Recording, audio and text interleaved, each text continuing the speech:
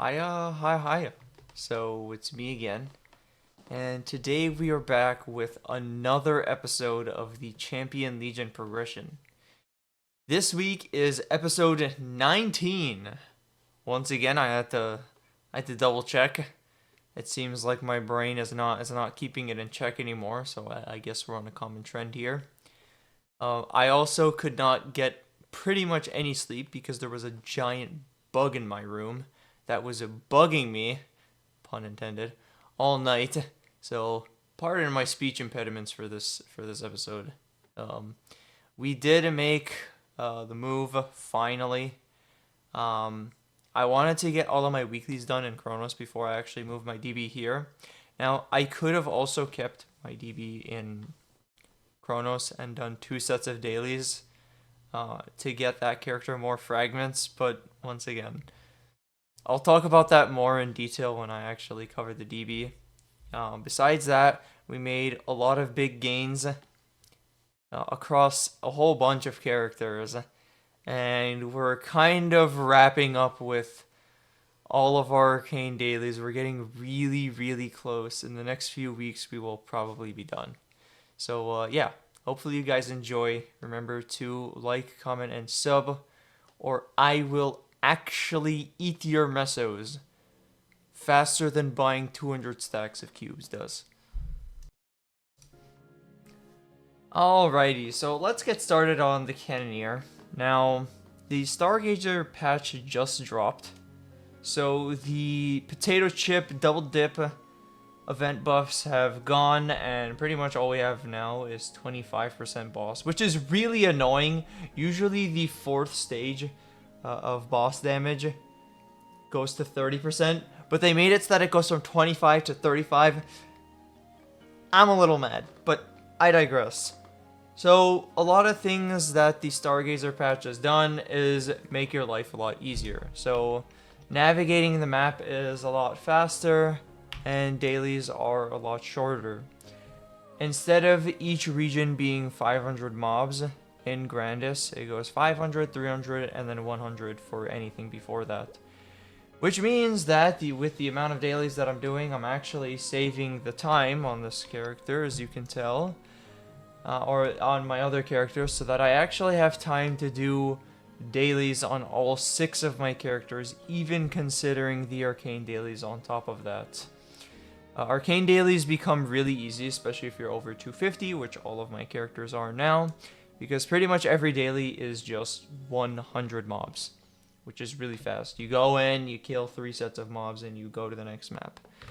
So we have been doing dailies on the CM again, so even though nothing has changed, we have been increasing our daybreak reserve bank. We have also been gathering symbols on this character, so we're now going to be pushing for 350, which at 275 is going to take time, but that's okay. We're fully prepared for this. Besides that, nothing gear-wise has changed on the Cannoneer. We've just been slowly racking up frags, which is actually good. This is exactly what I wanted, so that when the 3rd and 4th mastery come out, at the bare minimum, I can just unlock them. Now, I do only have one Soul Urda, partially my own fault, because I used my Soul Urda for a purpose. I'll talk about that later, but let's just say that Urda conversion actually exists now, so you can convert your Soul Urda into tradable Faint Soul Urda energy or Hexa boosters. And I'm still level 275, so you know that I have not been using my Soul Urda on Hexa boosters, so I think that should give you guys an idea. Not really much to say about the Cannoneer. Oh, wait, no, there is something to say about the Cannoneer. I got a drop this week. A pretty good drop. I'll probably have it on screen right now. But let's just say that we have another item to tap on the Cannoneer. Which, this character started to get a little crazy. The odds are very low, but if if all 3 of these items manage to go, this character can technically be 7 set. Which is absolutely insane, considering how young this character is. This character being 7 set would be out of this world. Once again, probably not going to happen because the odds for 22 aren't that great. But the possibility is there. This character has been getting drops, pitch drops non-stop. And, you know, we'll just ride the wave. Apparently hitting 10 set is a reality. And, you know, and I'm starting to get a little scared. But that was a joke for all intents and purposes. I would love if this character hit 10 set, but yeah. That's it for the Cannoneer. Shall we move on to the next character? Alrighty, so here we are on the Khali. Khali has not changed. We are making our way towards sacred levels, I think. We are 3 odium symbols away from leveling. We've also been starting to rack up ring boxes, which is really funny. This is a feeling that I'm not used to because I just have all the level 4 rings, which is really funny. One thing that has changed on the Khali is I finally managed to get a superior belt. And for anybody who has watched my stream at all, they know that every time I log into this character and I see the belt, it has just made me angry. So the moment we got the belt, we went straight to the Star Forcing room and tapped the belt. And luckily for us, 1 tap and it went. So we now have a 22-star belt on the Khali, which means that my sights are actually very clear for the Star Forcing event on this character. We just cannot stop getting daybreaks, so we'll probably look for a 22 daybreak. Hopefully look for a 21 twilight. And try to finish off the rest of the Gollux pieces and tap arcanes. Realistically speaking, unless if the Khali gets really lucky in the next few weeks, we won't have much to tap on this character. The only thing that we'll need to prepare for on this character is its liberation. Because with the Stargazer patch, they changed the Genesis quest. Which means that I'm pretty much getting 470 Traces of Darkness every single week. Which means that in the matter of 4 weeks, we'll pretty much be up 2,000 Traces. Which finishes the Lucid and the Will quest. And with the Black Mage clear, giving us 600 and 1 extra week, we'll pretty much be done with this character's liberation. So probably the second week of July, 2nd or 3rd week of July, we will be done with this character's liberation. Same with the Marksman, but the Marksman, in comparison to this character, actually has a lot of room to tap its gear, unlike the Khali. So the Marksman will definitely start to get a lot stronger. It might even be, I mean, assuming that my Cannoneer's pitch just doesn't go for 3 for 3, the Marksman might be one of the strongest characters on my account going forward, just because of how many spares that character has, at least arcane-wise, because arcanes for my big 3, well, I guess you can say that my DB is now a part of the big 3, but let's get into that later. Apart from the DB, the big 3, the most guaranteed way of going up for me is tapping the arcanes, because they're all 17, of course. Pretty much all the other equips on my big 3 are either 21 or 22, which means that like we're gonna have to start min-maxing, and we're gonna either have to tap arcanes, which is expensive, or we're gonna have to tap things to 22, which is risky and expensive. Now, it's not to say that I'm not prepared at all. I have 103 bill with 2 more weeks of weeklies left, so this number is probably going to approach 150. if I actually get off my laurels and actually decide to farm, we will be probably pushing 160, 175. But we'll kind of have to wait and see what happens. So, yeah. Oh, right. I was right about to end the segment right there. Funny thing is, they actually changed the requirements that you need to get the 7-day Monster Parker medal. Which means that the moment that the Stargazer patch dropped, I also just instantly got the 7-day Monster Parker. Which means that the Khali pretty much lost no range and just gained 10 IED. Which is actually very nice. I'll happily take it. Free damage is free damage. And even considering all the event buffs that we lost, bossing on the Khali pretty much does not feel any slower than what it was before this patch, which is really nice. Alrighty, so here we are on the Man of Mark variety. I just switched up his fit a little bit and rolled some of the boss face change coupons, and apparently I'm a K-Ling LARPer now. Kinda like how this fit works. It's a lot more light going, and it looks a lot more fit for an archer. The voice, on the other hand, does not fit though. Oh, well, besides that, we have also been doing the dailies on the Marksman, which is very nice. We are actually very close to a Shangri-La level right off the rip. 325 and 283, so we're actually almost there. Which we do need because I want this character to be pushing 300 Sacred Force. Now, one thing I will say, so just like the Cannoneer, we've kind of been holding on to our frags that we've been farming onto. I have pretty much used all the solar on this character as well, but we'll talk about that in a second.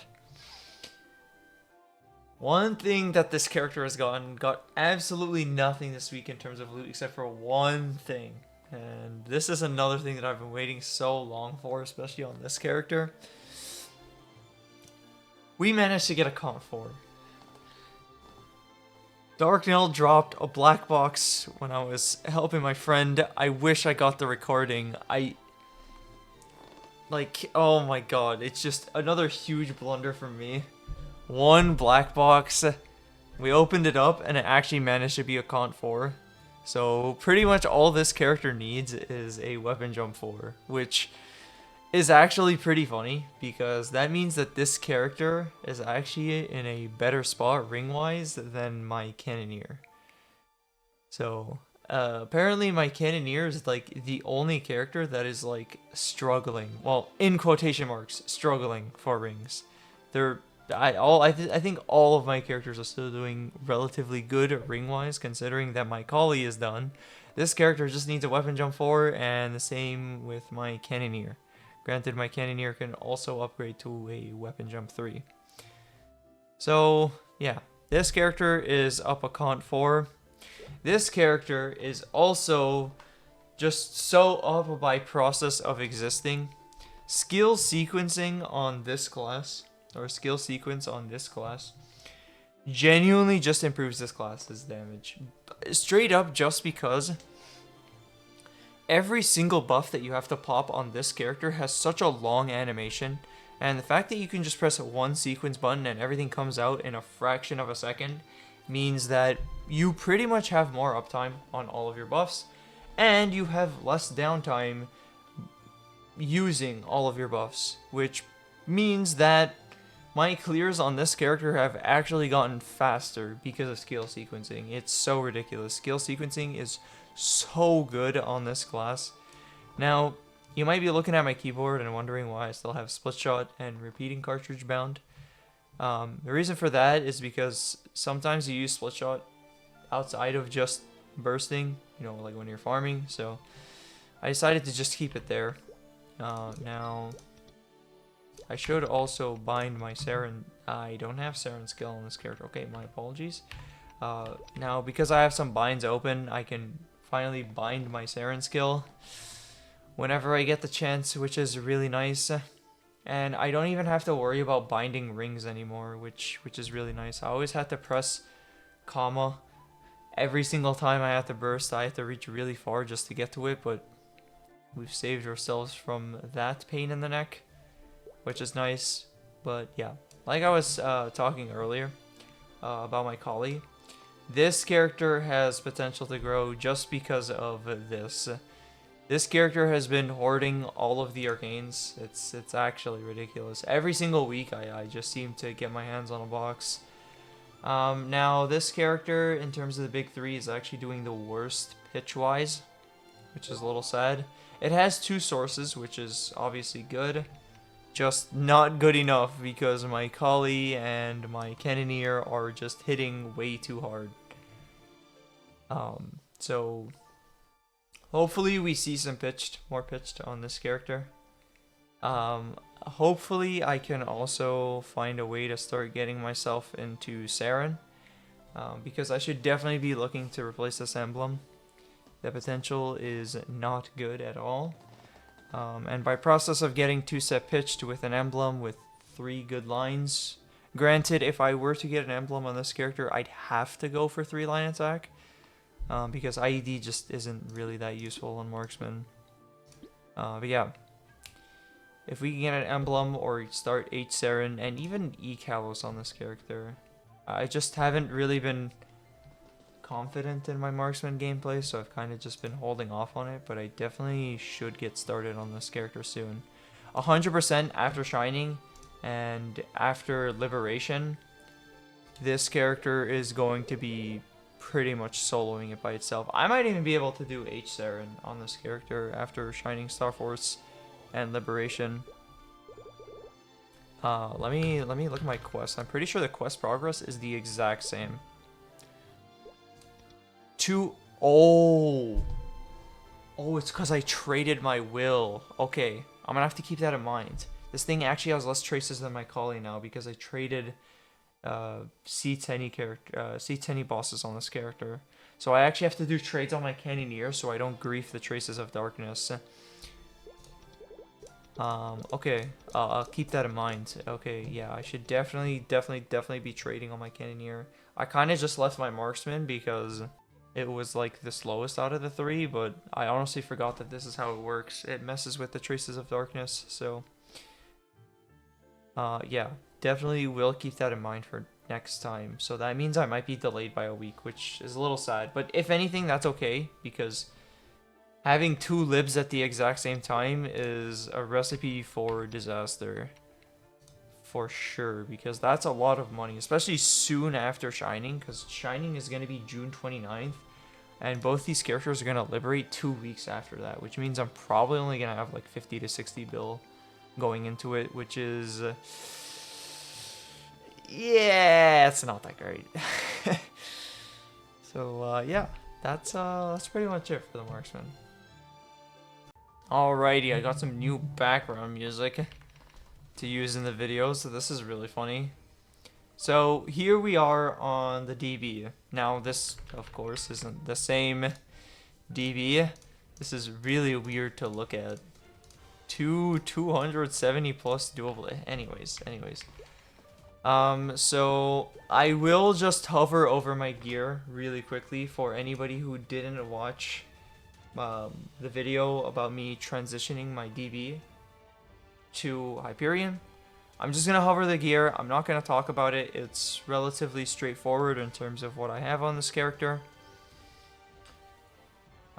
Because I was pretty much hitting a point where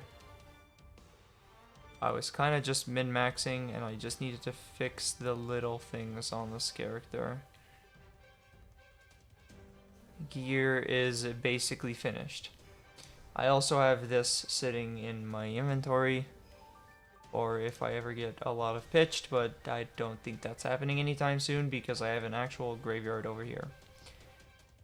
Okay, so along with moving over the DB to Hyperion, I brought over 29 bill mesos, over 700 nodes, 7 black hearts, 3,000 Grand Spell Essences, 60 Magic Whetstones, a whole bunch of other crafting materials,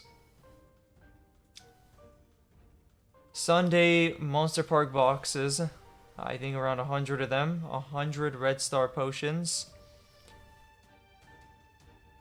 What else did I bring over? I also brought over a whole bunch of chairs. Like the perfect tactical relay chair. Oh my god, look at the squad. We are dripped out. You're not supposed to be here. Eventually you will become replaced with a Bowmaster, but man, this chair looks awesome. I think I also have the 2022 relay chair. Wow, look at me. Look at me go. Anyways, so we brought a whole bunch of chairs, and we also brought a whole bunch of NX and a whole bunch of pets. In my Kronos account, I actually had so many pets with skills already learned, so I managed to bring those over, which unironically saved me a lot of IRL mesos. Yup, I'll just say that. I won't say dollars, because I think it's funnier to phrase it like that. So yeah, we saved on that as well. We also brought a lot of sparks over. I think it was around 900 sparks of determination, which is good. But yeah, this DB is pretty much finished in every way. It has max drop, max gear. The only thing that this DB doesn't have is this. We pretty much have no 6 job on this character. So even though this character is insanely strong, it is pretty much about as strong as my Khali and my Cannoneer, which is kind of sad, considering how much stronger it should be. But once again, there is a lot of room to grow. Just by unlocking these, we'll pretty much be increasing our FD by 11%. Now granted, I do want to get Soul Janus first. And just like the Cannoneer and the Marksman, I have been doing dailies on this character as well. But because my Bowmaster and my Adele still need work Arcane Force wise, I think I'm just gonna take a chill pill on both these characters once they get to 260 and just leave them parked there.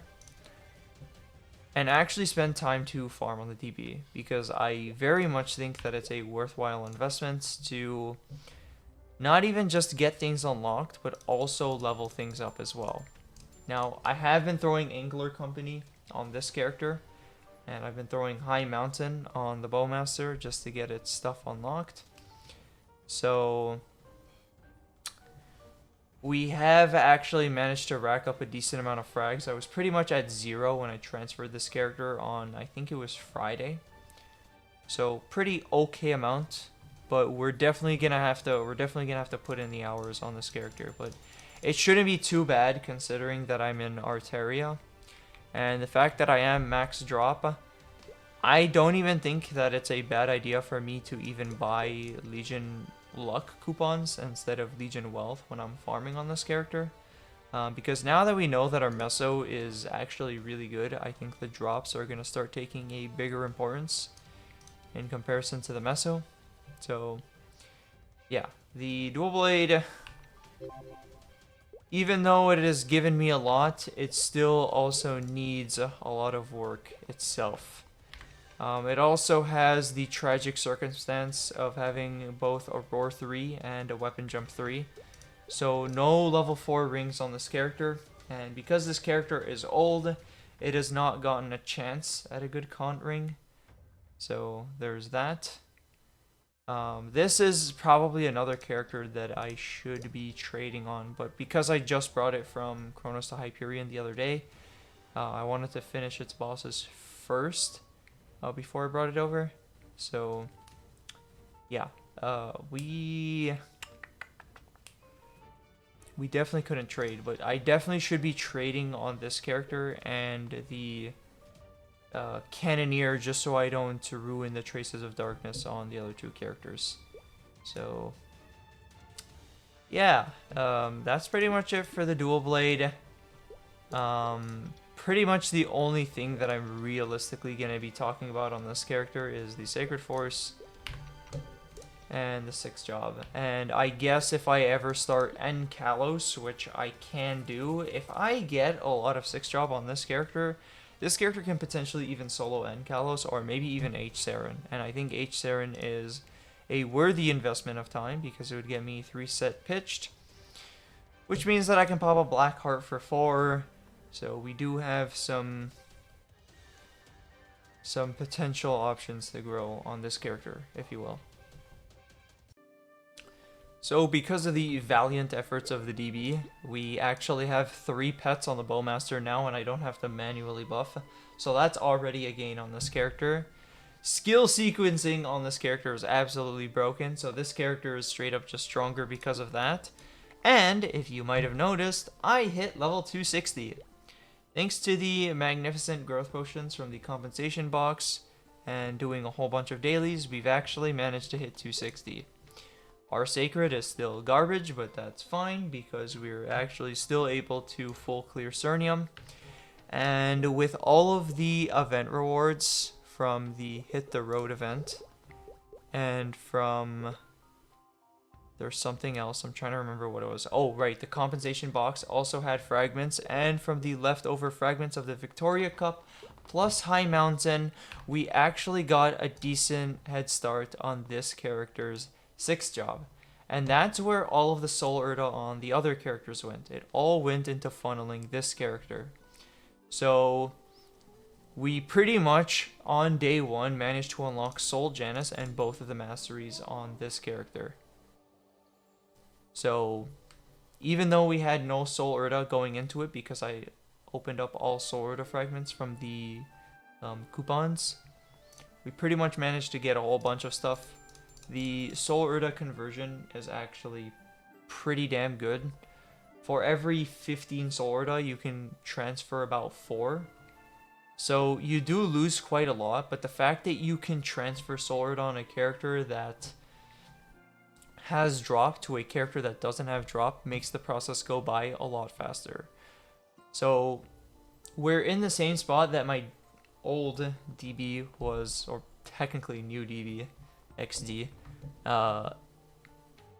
We're technically in the same spot that DB was in a few months ago, where it's fresh off of 6 jobs, so I'm going to be throwing the dailies on this character, and then I'm going to try to farm on the new old DB, because it has drop rate, so it's more worth to farm on that character until Shining Star Force comes around and we have money. Then we can start making this character's drop gear, and then we can start farming on this character.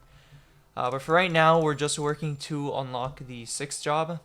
When I do that, I'm hoping that around that time is when my Adele will be level 260, and then we can give it the same treatment where I unlock everything, and then that's when we start working our way up.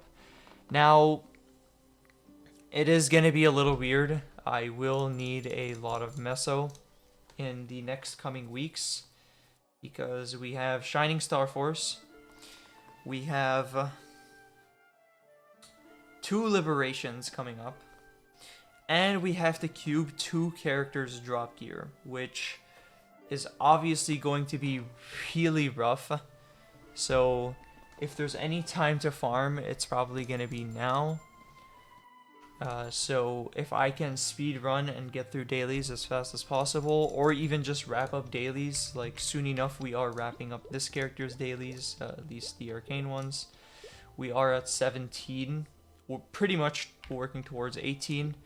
And with the Stargazer patch, getting 120 from the weeklies instead of 45 is a massive improvement. So in a few weeks, I expect this to be finished.